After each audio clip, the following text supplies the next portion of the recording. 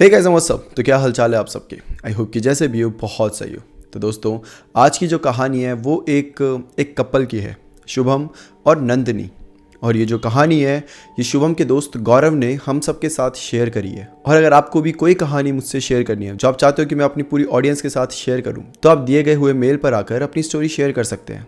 And now let's start this video. Shubham और नंदिनी, इन दोनों की मुलाकात अपने ग्रेजुएशन की स्टार्टिंग में हुई थी। नंदिनी अपने नाम के जैसे ही बेहद खूबसूरत लड़की थी, पर उसके अंदर एक बहुत बड़ी कमी थी जो कि थी इनसिक्योरिटी और शक की बीमारी। नंदिनी को हर छोटी छोटी बात पे शक रहता था, जिसके चलते उसके साथ के लोग उसके इस बिहेवियर से परेशान हो जाते थे। पर सिर्फ शुभम ऐसा था जो हर दम उसे समझता और उसे कन्विंस करता। शुभम नंदिनी से बहुत ज़्यादा प्यार करता था, मतलब कि इतना ज़्यादा प्यार कि अगर नंदिनी दिन को रात और रात को सुबह कह दे तो शुभम वो भी मान ले। इन दोनों की जोड़ी को अगर आप देख लो तो ऐसा लगता था जैसे रब ने बना दी जोड़ी। मतलब नंदिनी देखने में बहुत खूबसूरत थी और उतनी ही ज़्यादा पॉपुलर भी थी अपने पूरे कॉलेज में। हर कोई उससे दोस्ती करना चाहता था। और सेम वैसा ही शुभम के साथ भी था। शुभम भी दिखने में एक टॉल डार्क हैंडसम लड़का था जिससे हर कोई दोस्ती करना चाहती थी। तो काइंड ऑफ ये दोनों की पर्सनैलिटी सेम थी। बस फ़र्क इतना था कि नंदिनी का जो नेचर हुआ करता था, उसके बात करने का तरीका या जिस तरीके से वो दूसरों के साथ रहती है, सब उससे दूर ही रहना चाहते थे। और वहीं पे जो शुभम है उसके बात करने का तरीका बहुत अच्छा था। हर किसी को कंफर्टेबल फील कराना, हर किसी के साथ अपनी खुशियाँ अपने दुख को एक्सप्रेस करना, जिसकी वजह से हर कोई शुभम को पसंद करता था। अब शुभम के काफ़ी ज़्यादा दोस्त थे, लेकिन जो उसका सबसे अच्छा दोस्त था वो था गौरव। दोनों सेम हॉस्टल में ही सेम रूम में रहा करते थे। और गौरव का बताना है कि शुभम जब नंदिनी से नहीं मिला था तो बड़ा नॉर्मल था, सब कुछ सही चल रहा था। बट जब से वो नंदिनी से मिलने लगा था तब से उसकी ज़ुबान पे हर टाइम नंदिनी ही चलती। उसके साथ आप एक मूवी भी देख लो ना तो वो भी परेशानी बन जाती। मूवी में कुछ और चल रहा है, बंदा यार नंदिनी भी ऐसा ही करती है, यार नंदिनी भी मुझे ऐसे ही बोलती है। हीरो हीरोइन को देख के खुद को इमेजिन करने लग जाता था नंदिनी के साथ कि हम भी ऐसा करेंगे। हीरो हीरोइन वहाँ जाके घूमने जा रहे हैं तो हम भी घूमने जाएंगे। मतलब उसके साथ रहना मुश्किल हो गया था, हर समय नंदिनी नंदिनी नंदिनी। बट ठीक है, अब दोस्त है तो दोस्तों को ये सब चीज़ें झेलनी पड़ती है। तो गौरव भी झेल रहा था, ऑल्दो कभी कभी चिढ़ के बोल देता था बस कर यार, क्या तू 24 घंटे नंदिनी नंदिनी करता है, चुप रहे। तो ऐसा इनका चल रहा था। और वहीं पर जैसे कि मैंने बताया दिखने में काफ़ी अच्छा था और जो उसका नेचर था वो भी काफ़ी फ्रैंक था और काफ़ी एक्सट्रोवर्ट टाइप था। तो उसके बहुत सारे दोस्त थे जिनमें से कई सारी लड़कियां भी थी। तो नंदिनी को ये चीज़ बिल्कुल पसंद आती नहीं थी। मतलब नंदिनी उसकी क्लास में नहीं थी, वो अलग क्लास में रहती थी और उसकी क्लास की जो लड़कियां थी वो अच्छी खासी दोस्ती थी उनके साथ। ऐसा नहीं है कि आप घूमने जा रहे हो, लेकिन हाँ हाय हेलो, कभी आते जाते कोई दिख जाए तो हाय हेलो कर लेते थे, या फिर थोड़ी बहुत बातचीत कर लेते थे क्लास के बारे में या और कैसी चल रही है लाइफ, ये मतलब नॉर्मल। ऐसा कुछ नहीं कि बहुत बेस्ट फ्रेंड्स बन के घूम रहे हैं, ऐसा नहीं।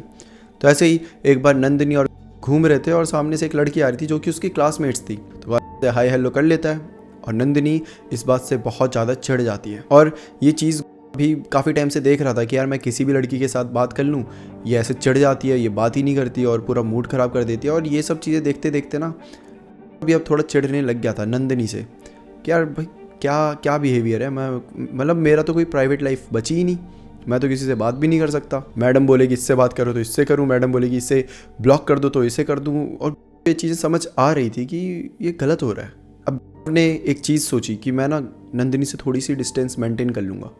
उसे कुछ समझ आ जाएगी चीज़ें कि जो वो कर रही है वो गलत कर रही है, उसे रियलाइज़ होगी। वो डिस्टेंस मेंटेन करने की सोचता है और ये पहली बार नहीं था जब वो ऐसा सोच रहा था, कई बार पहले भी वो सोच चुका है। लेकिन पता नहीं क्यों, अगर मान लो उसने अभी सोचा कि नहीं अब तो मैं इससे बात ही नहीं करूंगा, 3-4 दिन तक मैं इससे दूर रहूंगा, वो 1 घंटा भी दूर नहीं रह पाता था। जितना वो उससे दूर जाने की कोशिश करता वो खुद को उतना ही नंदिनी के पास पाता। अच्छा, यहाँ पर एक और चीज़ जो कि शुभम के साथ होती थी वो ये थी कि जब भी वो नंदिनी से रूठता, लड़ाई करता या उससे दूर जाने की कोशिश करता, उसकी तबीयत ख़राब होने लग जाती। और ये चीज़ बाकी सब ने ही नोटिस करी। मतलब पहले तो उन्होंने मजाक में करते थे, देख अब ये नंदिनी से दूर हो रहा है ना, अब इसकी ख़राब हो जाएगी तबीयत, ये नहीं रह सकता भाई, इसके तो तोते उड़ जाते हैं 4 दिन अगर बात ना करो तो ऐसा करके वो मजाक उड़ाते थे। बट जब ये रेगुलर बेसिस पे होने लगा तो लोगों को थोड़ा थोड़ा नोटिस होने लगा, खासकर गौरव को। अब ये सब कहीं ना कहीं सबके दिल में था कि यार इसके साथ कुछ तो गलत होता है जब ये उससे बात नहीं करता। या और ये नॉर्मल नहीं है, किसी को बुखार नहीं आ जाता भाई, आप किसी से कितना भी प्यार कर लो, है ना, दुनिया भर का प्यार कर लो, 4 दिन बात नहीं करोगे तो बुखार नहीं आएगा, उसके पीछे कुछ और ही रीजंस होते हैं। तो ये सारी चीजें समझ आ रही थी, बट बोल कोई भी नहीं रहा था, क्योंकि अब क्या बोले, ये कोई मतलब कि कोई सेंस भी नहीं बनाती ना ये बोलने में कि यार तुझे नहीं लगता अजीब बात है, इससे बात नहीं करता तो इसको बुखार हो जाता है, इसको तबीयत खराब हो जाती है। मतलब सबके दिल में थी ये चीज़ें। बट अब सबको कन्फर्मेशन तब मिलती है जब इन्हीं के कॉलेज के फर्स्ट ईयर में आती है निधि, जो कि पूरी तरीके से टक्कर देती थी नंदिनी को। बेहद खूबसूरत, इतनी खूबसूरत कि बहुत कम समय में वो पूरे कॉलेज में पॉपुलर हो जाती है। और उसका नेचर बहुत ज़्यादा अच्छा, हर कोई जो भी उससे बात करना चाहता, निधि उनसे बात करती, उनसे बड़े उन्हें रिस्पेक्ट से बात करती। मतलब जैसा शुभम का नेचर सेम वैसा निधि का नेचर, जिसके चलते अब निधि के भी काफ़ी सारे दोस्त बन चुके थे। और ऐसे ही निधि का कांटेक्ट होता है शुभम और गौरव से। इनका कोई ग्रुप का एक फ्रेंड होता है जो कि म्यूचुअल फ्रेंड होता है निधि का, तो वो भी ऐसे इन्वाइट कर देता है कि अरे आओ हमारे साथ बैठो, ये वो करके।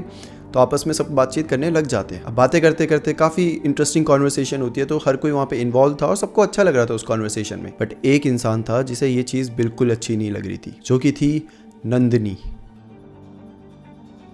नंदिनी इतना एग्रेसिव हो जाती है कि वो पूरे कॉलेज के सामने शुभम से लड़ लेती है और उसको उल्टा सीधा बोलकर वहाँ से चली जाती है। अब ऐसे ही एक दिन शुभम और उसके बाकी फ्रेंड्स बात कर रहे थे, तभी निधि आ जाती है और शुभम के बगल में खड़ी होकर उसके कंधे पर हाथ रखकर बात करने लग जाती है। और ये चीज़ वापस से नंदिनी देख लेती है। नंदिनी जैसे ये देखती है वो गुस्से में आती है और निधि को धक्का मार देती है। धक्का मारने के बाद वो उसे बहुत सुनाती है कि मेरे बॉयफ्रेंड से दूर रह, तू इसके पास आना चाहती है, तू मुझे पता है तू कैसी है, तुम जैसी लड़कियाँ यहाँ आनी ही नहीं चाहिए, ऐसे ऐसे बहुत कुछ सुनाती है। और शुभम उसे चुप करा रहा है कि तू पागल है कि तू क्या बोले जा रही है पूरे कॉलेज के सामने, तू ऐसे कैसे बोल सकती है। तो नंदिनी शुभम को भी बहुत सुना देती है, बहुत ज़्यादा ही सुना देती है और फिर वहाँ से वापस चले जाती है। अब जैसी नंदिनी जा रही होती है, निधि उठती है और वो नंदिनी से लड़ने लग जाती है। जैसे तैसे वहाँ पे बाकी लड़कियाँ आती हैं और इन दोनों को दूर करती है। लेकिन एक चीज़ जो वहाँ पर पूरे जितने भी वहाँ लोग मौजूद थे सब ने देखी कि नंदिनी जिस तरीके से निधि को घूर रही थी, वो ऐसे घूर रही थी जैसे कि मानो वो अभी निधि की जान ले ले। अगला दिन आता है, हर कोई क्लास में आता है, शुभम आ गया है, गौरव आ गया है, लेकिन नंदिनी नहीं आई है। नंदिनी कॉलेज में ही नहीं आई थी उस दिन। तो शुभम ऐसे ही गौरव को बताता है कि आज नंदिनी आई नहीं है, मैं उससे कांटेक्ट करने की कोशिश कर रहा हूँ, वो फ़ोन वोन भी नहीं उठा रही। तो गौरव बोलता है छोड़ यार, उसे भी थोड़ा टाइम दे और तू भी थोड़ा टाइम ले, तेरे को बहुत ज़रूरत है ये सब सोचने की, क्योंकि जो भी हो रहा है गलत हो रहा है, तुझ पे बहुत ज़्यादा असर कर रही हैं चीज़ें, तो तू सोच भाई तेरा फ्यूचर अच्छे से बैठ कर। ये सब अभी बातें चल ही रही होती है कि एकदम से क्लास के बाहर हड़कंप मच जाती है। हर कोई ऐसे चिल्ला रहा है, भाग रहा है यहाँ वहाँ, है ना। तो ये दोनों भी जाते हैं कि आखिर हुआ क्या। जब जाके देखते हैं तो देखते हैं जो फर्स्ट ईयर वाली क्लास होती है उसके बाहर निधि पड़ी होती है और वो खून की उल्टियाँ कर रही होती है। उसके आसपास उसके दोस्त लोग हैं, प्रोफेसर वहाँ चले गए हैं, सब उसे संभाल रहे हैं कि तुम ठीक तो हो ना बेटा, क्या हो गया, ये वो करके। अब शुभम और गौरव दौड़ के जाते हैं और निधि को उसके कुछ दोस्तों के साथ गाड़ी में बिठाते हैं और सीधा डॉक्टर के पास ले जाते हैं। डॉक्टर के पास ले जाते वक्त भी निधि की जो वॉमिटिंग थी वो रुक ही नहीं रही थी। डॉक्टर के पास लेकर जाते हैं, डॉक्टर उसको अच्छे से देखने लग जाते हैं कि आखिर इसको हुआ क्या। और तब एक अजीब सी चीज़ होती है, निधि की वॉमिट में एक काले रंग का कपड़ा निकलता है, जिसे देखकर डॉक्टर भी हैरान हो जाते हैं और वहाँ पे बाकी जितने भी लोग होते हैं सब हैरान हो जाते हैं। इतना छोटा सा टुकड़ा था काले कपड़े का और वो निकल जाता है। डॉक्टर उसको एडमिट कर देते हैं, निधि के घर वालों को बुलाया जाता है। पूरे कॉलेज में ये मंजर देखकर काफ़ी ज़्यादा हलचल हो चुकी थी। कॉलेज अथॉरिटीज़ ने फूड पॉइजनिंग समझकर फूड की चेकिंग करवाई, पर सब कुछ नॉर्मल निकला। डॉक्टर ने भी बताया कि निधि को ऐसी कोई बीमारी नहीं है जिसकी वजह से इतनी खून की उल्टियाँ हो। फिलहाल उसके पेरेंट्स निधि को लेकर घर चले जाते हैं। अब 4 दिन बीत चुके हैं। 4 दिन बाद फाइनली नंदिनी कॉलेज आती है। जब वो कॉलेज आती है तो शुभम देखता है कि वो बहुत ज़्यादा खुश है, उसके चेहरे में एक अलग ही चमक है, सबसे हंस खेल के बात कर रही है, बहुत अच्छे से शुभम के पास जा रही है कि अरे कैसे हो। शुभम बोल रहा है यार तुम कॉल नहीं उठा रही, ये सब बोलती मेरी थोड़ी तबीयत ख़राब हो गई थी तो मतलब छोड़ो ना, जाने दो। और ऐसे करके उससे बड़े हंसी प्यार से बात करने लग रही है। शुभम भी सोचता है कि चल ठीक है, इसका गुस्सा शांत हो गया होगा, चल अच्छी बात है, और अब इतने अच्छे मूड में है तो मैं ऐसा कुछ ना बोलूँ जिससे इसका मूड ख़राब हो जाए। वापस से दोनों अच्छे से बातचीत कर रहे हैं, घूम रहे हैं, मतलब कॉलेज के ही कैंटीन वैंटीन चले गए, यहाँ वहाँ खाना पीना कर लिया, तो सब कुछ ठीक चल रहा था। अच्छा, एक चीज़ होती है कि 1 हफ्ता बीत चुका है और निधि की अभी तक कोई खबर ही नहीं आई है। शुभम, गौरव, हर कोई सोच रहे हैं कि यार क्या कि निधि सही तो है, ठीक ठाक तो है, और उसकी कोई खबर नहीं आ रही, उससे बात नहीं हो पा रही, तो इधर टेंशन और ज़्यादा बढ़ रही है। अब निधि की खबर लेने के लिए शुभम और गौरव निधि की बेस्ट फ्रेंड रेखा के पास जाते हैं। वहाँ उन्हें पता चलता है कि निधि किसी का भी कॉल रिसीव नहीं कर रही है, ना ही कोई भी उसके पेरेंट्स को कांटेक्ट कर पा रहे हैं। अब ये दोनों जब निधि के बारे में पूछ रहे हैं तब वहाँ पे नंदिनी भी आ जाती है और वापस से उसका मूड खराब हो जाता है और वो शुभम से लड़ने लग जाती है। और लड़ना मतलब ऐसा नहीं कंधा ही लड़ना, कंधा ही सुनाना कि पूरी क्लास आपको सुन रही हो, ऐसे टाइप का। शुभम का भी इस बार दिमाग खराब हो जाता है और वो भी पहली बार नंदिनी को अच्छे से सुनाता है और उसे बोलता है कि दूर रह ले मेरे से, मेरे पास मत आ, तू पागल हो चुकी है, एक साइकोपैथ है तू। और ऐसे बोलकर उसे धक्का मार देता है जिससे नंदिनी गिर भी जाती है। वहाँ पे शुभम के भी सारे दोस्त आ जाते हैं, उसे समझाता है कि तू पागल है, तू लड़की को मार रहा है, देख सही नहीं है, क्योंकि बाद में बिल तेरे नाम पे ही फटेगा। अब वहाँ पे गौरव होता है, वो माहौल को हल्का करने के लिए थोड़ा सा जोक मार देता है कि चल ठीक है, थोड़ा ऐसे हल्का कर देता हूँ, है ना, काफी टेंशन चल रही थी। लेकिन वो जोक उल्टा उस पर ही पड़ जाता है। दरअसल गौरव बोल देता है कि भाई नंदिनी के रहते हुए तू दूसरे लड़कियों के सपने तो छोड़ ही दे। जिसपे एकदम से शुभम गुस्से में बोलता है कि अरे इस लड़की के साथ रहने से अच्छा तो मैं मर ही जाऊं, मैं इसको ही छोड़ देता हूँ। और उसके बाद वहां से शुभम चला जाता है। गौरव बोलता है शिट, अब ये बिल मेरे पे फटेगा। वो नंदिनी की तरफ बड़े डर डर के देख रहा है और नंदिनी पूरी तरीके से उसे घूरे जा रही है। नंदिनी को लग रहा है कि जो भी हुआ ये इस गौरव की वजह से हुआ। गौरव बेचारा अपना मुंह छुपा के वहां से निकल पड़ता है। नंदिनी भी अब अपने घर चले जाती है। अब अगला दिन आता है, ना तो नंदिनी आती है ना ही शुभम आता है। गौरव अपना नॉर्मल क्लास ले रहा था कि तभी उसके पास एक मैसेज आता है जो कि होता है शुभम का। शुभम को फीवर था, उसने गौरव को मैसेज किया था कि मेरे लिए खाना और मेडिसिन ले आइयो। गौरव ये सब लेकर शुभम के पास जा ही रहा होता है कि तभी अचानक से गौरव का रास्ते में जाते हुए एक ट्रक के साथ एक्सीडेंट हो जाता है। ये बात जब शुभम के कानों तक पहुंचती है तो वो बहुत शॉक था, वो बहुत हैरान था। वो गौरव के पास जाना चाहता था बट उसके शरीर में इतनी ताकत ही नहीं थी कि वो हिल भी सके। शुभम की हेल्थ एकदम से ही बहुत ज़्यादा खराब हो चुकी थी और यहाँ ये सब हो रहा था। और दूसरी तरफ जो रेखा थी, जो कि निधि की दोस्त थी, उसको भी अचानक से खून की उल्टियाँ होने लग जाती है। शुभम फिर भी हिम्मत करके मेडिसिन लेके कैसे तो करके गौरव के पास जाता है। गौरव को चोट तो अच्छी खासी आई हुई थी लेकिन वो अभी भी होश में था। शुभम उससे मिलने जाता है तो वहाँ पे एक्चुअली काफ़ी लोग होते हैं, गौरव के घर वाले होते हैं, उसके बेस्ट फ्रेंड वैसे सब होते हैं। तो शुभम जब वहाँ पर जाता है वो गौरव को देखकर पूरी तरीके से हैरान था। तभी गौरव शुभम को बोलता है कि भाई मुझे शक है कि नंदिनी सही लड़की नहीं है, ये जो भी सब हो रहा है ये उसी की वजह से हो रहा है। ये सुनकर शुभम काफ़ी ज़्यादा कंफ्यूज हो जाता है कि तू इस हालत में भी ये क्या बोल रहा है, तू पहले अपना ध्यान रख, बाद में हम इस बारे में बात करेंगे। तो गौरव बताता है कि भाई जब मेरा वहाँ एक्सीडेंट हुआ था ना तो मैंने वहाँ पर नंदिनी को देखा था, वो खड़े होकर सब कुछ देख रही थी और वो हंस रही थी। शुभम ये सारी चीज़ें सुनकर अब हॉस्टल वापस जाता है। अपने रूम में बैठकर वो वापस से सारी चीज़ें सोचने लगता है, एकदम शुरू से लेकर अंत तक। और जब वो सब चीज़ें सोचता है तो उसके दिमाग में भी बहुत सारी चीज़ें ऐसी क्लिक होती है जो कि नॉर्मल नहीं थी। जिसमें से सबसे बड़ी बात यही थी कि नंदिनी की जिससे भी आज तक लड़ाई हुई है अगले ही दिन उसके साथ कुछ ना कुछ हुआ है। अब शुभम नंदिनी से मिलने, अब नंदिनी जो थी वो एक पीजी में रहा करती थी, मतलब कि उसका अपना ही एक रूम होता था जहाँ पे शुभम कभी भी आया जाया करता था। अब शुभम नंदिनी से मिलने जब जाता है तो उसके पास एक और की होती है जो कि नंदिनी ने शुभम को दी हुई थी। तो जब वो जाता था तो उस चाबी से वो नंदिनी का दरवाज़ा खोलता है और वो जैसे ही उसके रूम में घुसता है उसके सामने जो होता है वो देखकर शुभम पूरी तरीके से सन्न रह जाता है। नंदिनी जिसने काले रंग के कपड़े पहने हुए थे, बाल पूरी तरीके से बिखरे हुए थे और वो एक सर्कल बनाकर उसके अंदर बैठी हुई थी और वो कुछ तो मंत्र चैंट कर रही थी। उसके बगल में एक मुर्दा कौवा था और सामने कुछ तो था जो शुभम को दिखा नहीं। शुभम सब देख रहा था। तभी वो देखता है कि नंदिनी एक चाकू लेकर अपने हाथ को काटने लगती है और उससे जो एक दो बूंदें निकलती है वो सामने कुछ आग लगी हुई है, कुछ तो हवन टाइप है और उसमें वो डाल रही है। नंदिनी के पास कुछ कपड़े भी पड़े होते हैं जो कि अलग अलग प्रकार के थे, कुछ औरतों के सूट के लग रहे थे तो कुछ आदमियों के शर्ट या टी शर्ट के। शुभम समझ जाता है कि नंदिनी काला जादू कर रही है। शुभम बहुत ज़्यादा डर जाता है, वो वहाँ से भागने लगता है। जैसे वो भागने लगता है उसका अचानक से पैर वहीं पे फिसल जाता है, वो गिर जाता है। जल्दी से एकदम से उठता है और हल्की हल्की ऐसे धीरे धीरे चलने लगता है और मुड़ के देखता है कि कहीं नंदिनी ने देख तो नहीं लिया। जैसे ही वो ऐसे मुड़कर नंदिनी की तरफ देखता है वो एकदम से चिल्ला उठता है क्योंकि वो देखता है कि नंदिनी अभी भी उस सर्कल में बैठी हुई है लेकिन उसका सर पूरी तरीके से शुभम की साइड है और वो बहुत ज़्यादा क्रीपी तरीके से हंस रही है शुभम को देखते हुए। शुभम कैसे तो करके कांपते हुए वहाँ से भाग जाता है। भागते भागते वो अपने हॉस्टल तक पहुँचता है, अपने रूम में आ जाता है। अपने रूम में आकर अब वो यही सोचे जा रहा है कि अब हम में से कोई नहीं बचेगा, नंदिनी हम सबको मार डालेगी। कि तभी उसे निधि का ख्याल आता है। वो अपने फ़ोन को उठाता है और निधि को कॉल करता है। 2, 3, 4 बार कॉल करता है बट उसकी कॉल कोई भी पिक नहीं करता। फिर उसकी दूसरी सिम जो कि एक अननोन, जो कि वो काइंड ऑफ प्राइवेट ही रखता था, किसी से ज़्यादा शेयर नहीं करता था, उससे निधि को कॉल करता है और फाइनली निधि की मम्मी वो कॉल उठा लेती है। शुभम निधि की मम्मी को सब कुछ बताता है कि कैसे नंदिनी एक काला जादू करती है और कैसे उसे लगता है कि निधि के ऊपर भी काला जादू करा गया है। निधि की मम्मी बताती है कि मुझे ये पहले से ही पता चल चुका था और इसीलिए मैंने निधि को कॉलेज में जाने से मना करा था और इसीलिए मैं उसको कॉलेज के किसी भी इंसान से कांटेक्ट नहीं करने दे रही थी। शुभम रोते हुए आंटी से पूछता है कि आंटी अगर आपको पता है हमें कैसे बचा सकते हैं तो प्लीज बताइए। गौरव की जान खतरे में है, रेखा की जान खतरे में और मेरी खुद की जान खतरे में है। पहले तो आंटी बोलती है कि ये तुम्हारी बनाई हुई प्रॉब्लम है, तुम खुद ही इसे हैंडल करो। बट शुभम रोने लग जाता है और उसे रोता देख आंटी को उस पर दया आ जाती है। आंटी बोलती है कि मुझे अपने पेरेंट्स का नंबर दो।